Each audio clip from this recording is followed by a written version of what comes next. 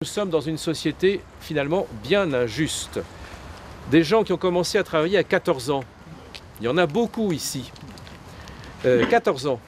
Et ce n'était pas 14 ans un petit boulot, c'était 14 ans à l'usine textile, ou à l'usine d'habillement, ou à la papeterie, ou à la métallurgie. C'était 14 ans un travail difficile. Nous leur devons quelque chose. Nous leur devons d'abord de la considération, du respect, du rappel de ce qu'ils ont fait pour le pays, pour la région. Et nous leur devons également un hébergement de qualité.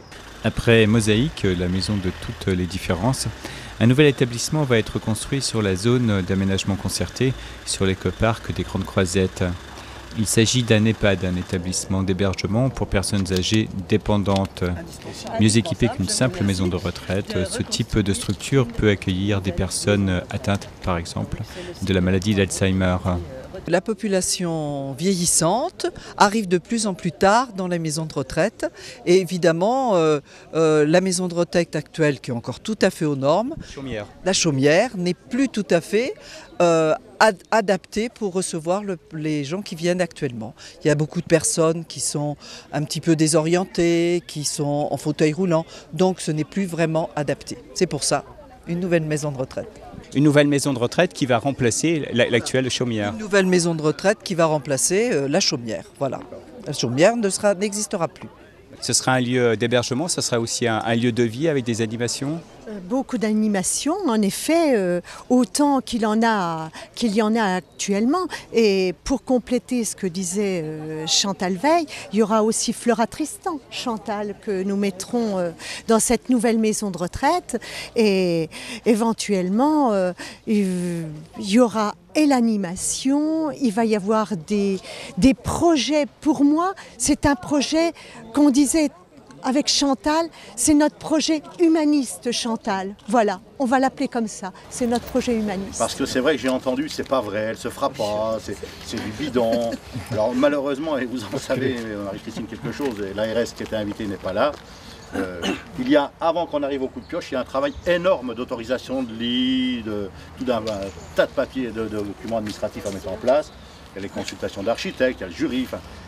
Tout le monde disait c'est pas vrai. Et bien aujourd'hui c'est vrai. Il y a les appels d'offres, la désignation des entreprises. Ça prend des mois. C'est extrêmement long. Il y a eu 2. Ce projet humaniste sera achevé au début de l'année 2014. Son coût est de 9 millions d'euros, dont 2,6 pris en charge par le Conseil général des Vosges. Le CCAS, le Centre communal d'action sociale, sera le propriétaire et le gestionnaire de cet EHPAD. Il s'agit donc de la construction d'un nouvel EHPAD de 68 lits. La particularité qu'il aura, enfin les particularités qu'il aura, d'une part une unité de vie protégée pour les gens qui souffrent de maladie Alzheimer, d'autre part un PASA. Alors le PASA est un point d'accueil pour soins adaptés. C'est une unité à l'intérieur de la maison de retraite qui est réservée à ceux qui habitent dans cette maison de retraite, qui présentent des troubles du comportement, genre Alzheimer, mais qui ne sont ni agressifs ni fugueurs. Troisième particularité, c'est 6 places d'accueil de jour. Ça veut dire que les familles qui gardent leurs parents à la maison pourront venir les laisser à nos soins, à notre responsabilité pendant la journée et venir les rechercher le soir. Et 2 places d'accueil temporaire. L'accueil temporaire pourrait être, après une hospitalisation, pendant 2 ou 3 mois, la personne a besoin de se requinquer, si vous me pardonnez la familiarité du verbe, et peut repartir après à domicile. Alors ce nouvel établissement sera situé juste à côté de l'actuelle maison Mosaïque. Est-ce qu'il va y avoir des synergies entre ces deux maisons ? Oui, il y aura des synergies, pas forcément des synergies logistiques, c'est-à-dire pas forcément une cuisine commune, pas forcément, mais il y aura des synergies d'action et de développement, et notamment dans l'animation. C'est-à-dire que les résidents, les uns de l'une et de l'autre, pourront évidemment avoir notamment des animations, des activités conjointes.